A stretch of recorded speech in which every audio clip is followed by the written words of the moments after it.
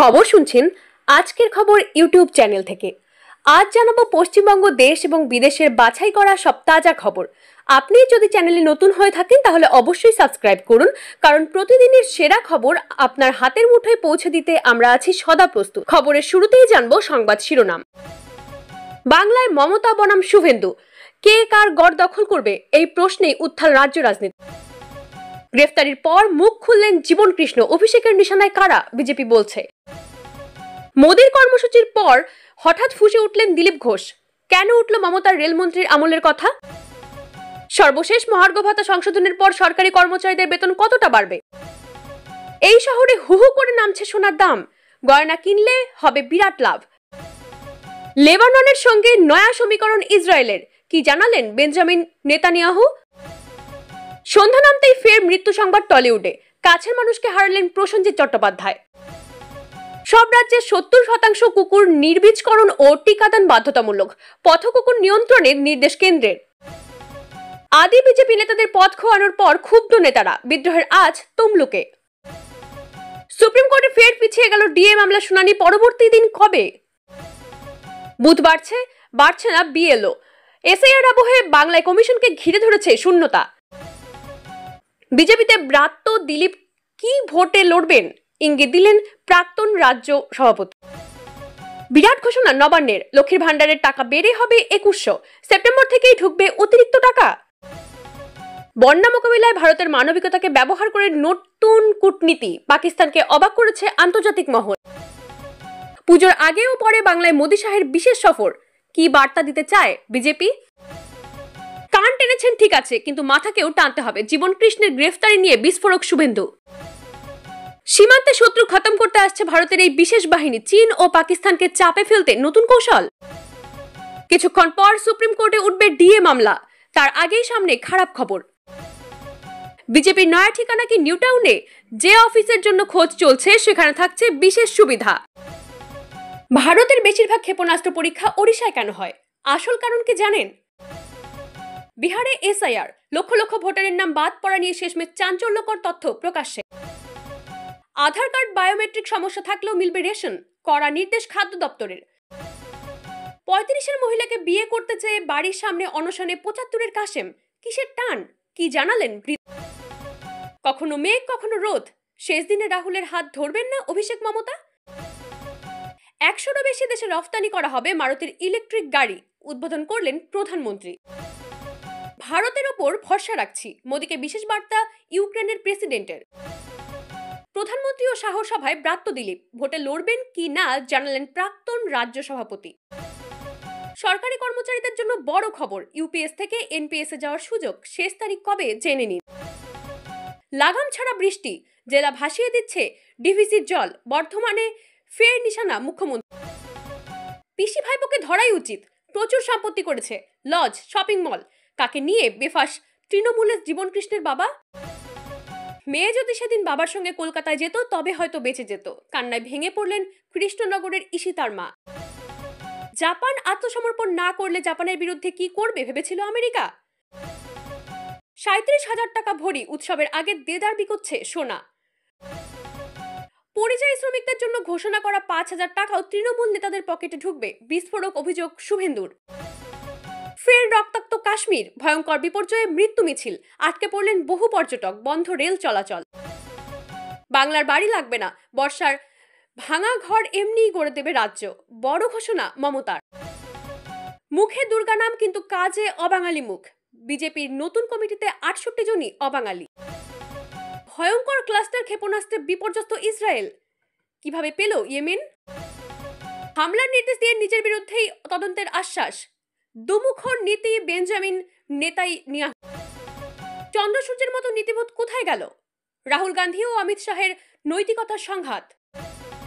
সরকারের নতুন GST plan, সস্তা হবে খাবার দাবার ও প্রয়োজনীয় জিনিসপত্র। এতক্ষণ শুনছিলেন সংবাদ শিরোনাম, এখন আসছি বিস্তারিত খবরে। বিরাট ঘোষণা নবান্নের, লক্ষ্মীর ভান্ডারের টাকা বেড়ে হবে 2100, সেপ্টেম্বর থেকেই ঢুকবে অতিরিক্ত টাকা। মমতা বন্দ্যোপাধ্যায় রাজ্যের সাধারণ মানুষ এবং মহিলাদের আর্থিক উন্নতির জন্য একাধিক জনকল্যাণমূলক প্রকল্প চালু করেছেন, এর মধ্যে সবচেয়ে জনপ্রিয় লক্ষ্মীর ভান্ডার। এবার কি প্রকল্পে মিলবে 2100 টাকা, কিভাবে পাবেন। লক্ষ্মীর ভান্ডার প্রকল্প রাজ্যের মহিলাদের আর্থিক সহায়তা প্রদান করে। এবার ভালো খবর এই প্রকল্পকে নিয়ে। শোনা যাচ্ছে এই প্রকল্পের অধীনে ভাতার পরিমাণ আরও বৃদ্ধি করা হতে পারে। বর্তমানে লক্ষ্মীর ভান্ডার প্রকল্পের অধীনে সাধারণ শ্রেণীর মহিলারা প্রতি মাসে 1000 টাকা এবং তপশিলি জাতি ও তপশিলি উপজাতির শ্রেণীর মহিলারা প্রতি মাসে 1200 টাকা করে আর্থিক সহায়তা পান। নতুন তথ্য অনুযায়ী লক্ষ্মীর ভান্ডার প্রকল্পের ভাতা বাড়িয়ে প্রতি মাসে 2100 টাকা পর্যন্ত করা হতে পারে। তবে এই টাকা পেতে বেশ কিছু শর্তের মধ্যে পড়তে হবে বাংলার মেয়েদের। আসুন জেনে নেওয়া যাক কারা পাবেন এই লক্ষ্মীর ভান্ডারের টাকা। যে সমস্ত মহিলাদের বার্ষিক আয় 2100 টাকার কম, শুধুমাত্র তারাই পাবেন এই বাড়তি টাকা। এর জন্য উপযুক্ত নথি জমা দিতে হবে।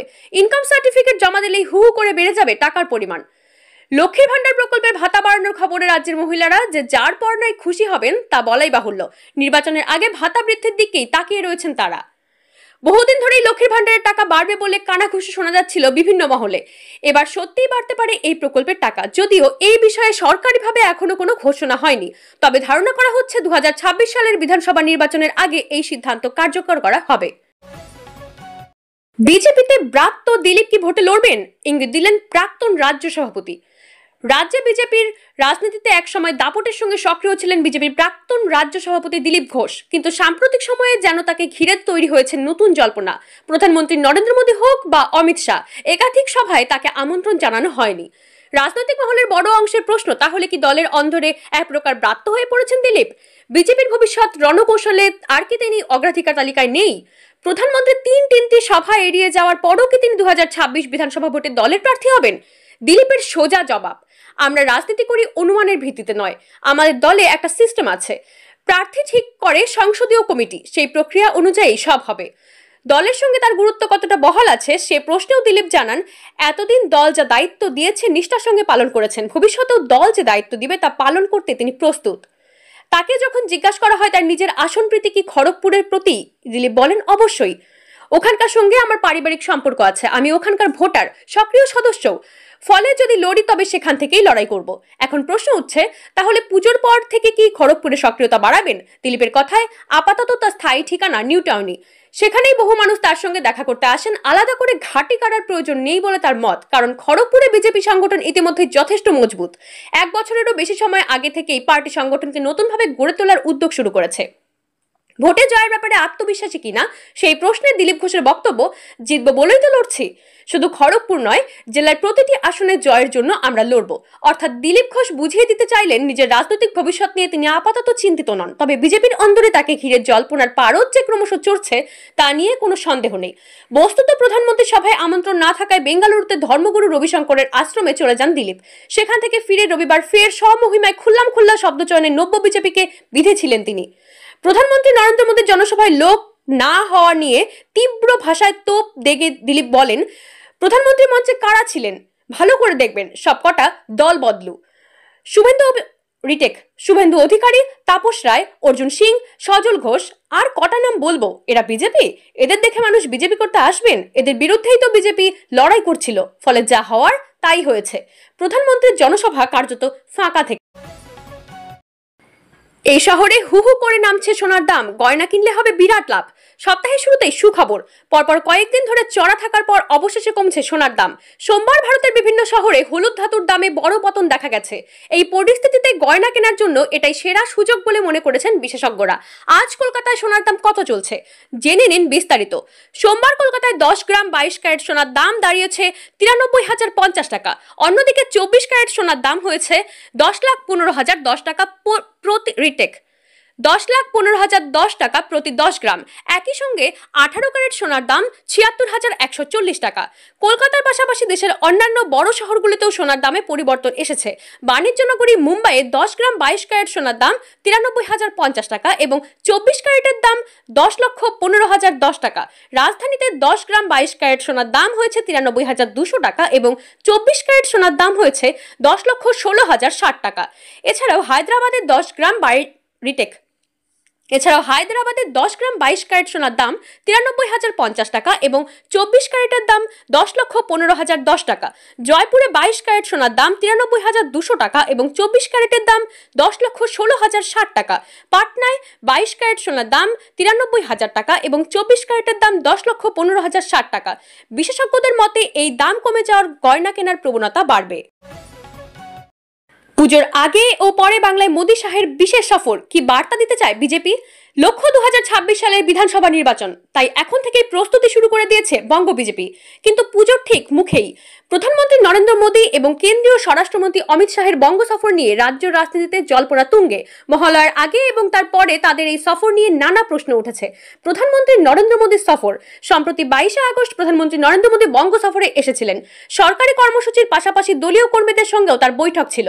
সেই সফরের এক মাসের মধ্যেই তিনি ফের পশ্চিমবঙ্গে আসছেন। 20 সেপ্টেম্বর তার নবদ্বীপে একটি জনসভা করার কথা রয়েছে। অমিত শাহের আগমন মহালয়ার পর। মোদীর সফরের পরের দিনই রিটেক। মোদী সফরের পরের দিনই মহালয়া অর্থাৎ দেবীপক্ষের সূচনা। আর ঠিক তারপর দিনই 22শে সেপ্টেম্বর রাজ্যে আসছেন অমিত শাহ। তিনি কলকাতার দুটি জনপ্রিয় পুজোর উদ্বোধন করবেন। এর মধ্যে একটি হলো বিজেপি কাউন্সিলর সজল ঘোষের সন্তোষ মিত্র স্কোয়ারের পুজো এবং অন্যটি সল্টলেকের ইজেডসিসিতে বিজেপির সাংস্কৃতিক শাখার পুজো, যার দায়িত্বে রয়েছেন রুদ্রনীল ঘোষ। কিন্তু এই সময়ে কেন তাদের আগমন? বিজেপি সূত্রের খবর, 2026 সালের বিধানসভা নির্বাচনের আগে দল রাজ্য জুড়ে সাংগঠনিক শক্তি বাড়াতে চাইছে। রাজ্যের 10টি সাংগঠনিক বিভাগের সবকটিতেই নরেন্দ্র মোদীর জনসভা করার কথা রয়েছে। এর মধ্যে ইতিমধ্যেই আলিপুরদুয়ার, দুর্গাপুর এবং দমদমে তার সভা হয়েছে। বাকি রয়েছে আরো 7টি। এই কারণেই পুজোর মুখেও তাদের ভোট প্রচার কর্মসূচি চলছে। মহালয়ার আগে মোদী এবং মহালয়ার পরে শাহের এই সফর রাজ্যবাসীর মধ্যে বাড়তি কৌতূহল তৈরি করেছে। অতীতেও তারা বঙ্গে এসেছেন, কিন্তু পুজোর এমন ব্যস্ত সময়ে তাদের একসঙ্গে আগমন এবারই প্রথম। বঙ্গোপসাগরে ফের তৈরি হলো নিম্নচাপ। আগামীকাল থেকেই হাওয়া বদল দক্ষিণবঙ্গে। 2025 সালে বেঞ্জির রেকর্ড তৈরি করলো নিম্নচাপ। বঙ্গোপসাগরে ফের নিম্নচাপ তৈরি হয়েছে। এটি 37 দিনের মধ্যে 10ম নিম্নচাপ। এটির সর্বশেষ অবস্থান উত্তর পশ্চিম বঙ্গোপসাগরে। তার পরবর্তী 48 ঘন্টায় এটি ক্রমশ মধ্য বঙ্গোপসাগরের দিকে যাবে, অর্থাৎ এর প্রভাব পশ্চিমবঙ্গের তুলনায় অন্ধ্র এবং ওড়িশা উপকূলে বেশি পড়বে।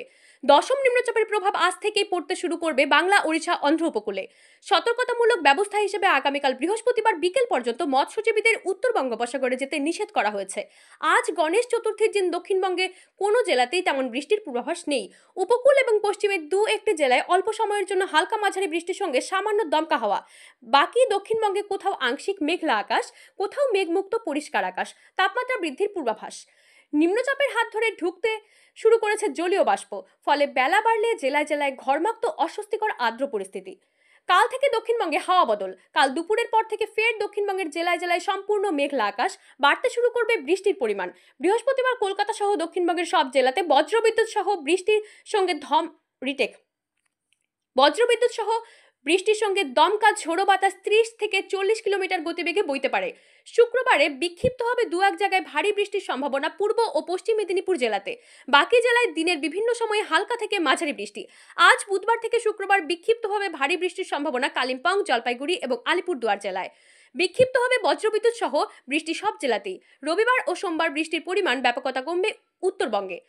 কলকাতায় আজ সন্ধ্যার দিকে কোনো কোনো জায়গায় আঞ্চলিকভাবে খুব সামান্য বৃষ্টি হতে পারে। কাল থেকে কলকাতার বৃষ্টির পরিমাণ বাড়বে। শুক্রবার আরও কিছুটা বাড়বে বৃষ্টি। কলকাতায় দিন ও রাতে তাপমাত্রা যথাক্রমে 2 এবং 1.5 ডিগ্রি বেড়েছে। বাতাসে প্রায় 93% জলীয় বাষ্প থাকায় আজ বেলা বাড়লে ঘরমাক্ত প্যাচপ্যাচে পরিস্থিতি কলকাতায়। আজকের খবর এখানেই শেষ হলো। দেখার জন্য অসংখ্য ধন্যবাদ। লাইক, শেয়ার আর সাবস্ক্রাইব করে পাশে থাকুন। দেখা হবে পরের ভিডিওতে। আজকের খবরের সঙ্গেই থাকুন।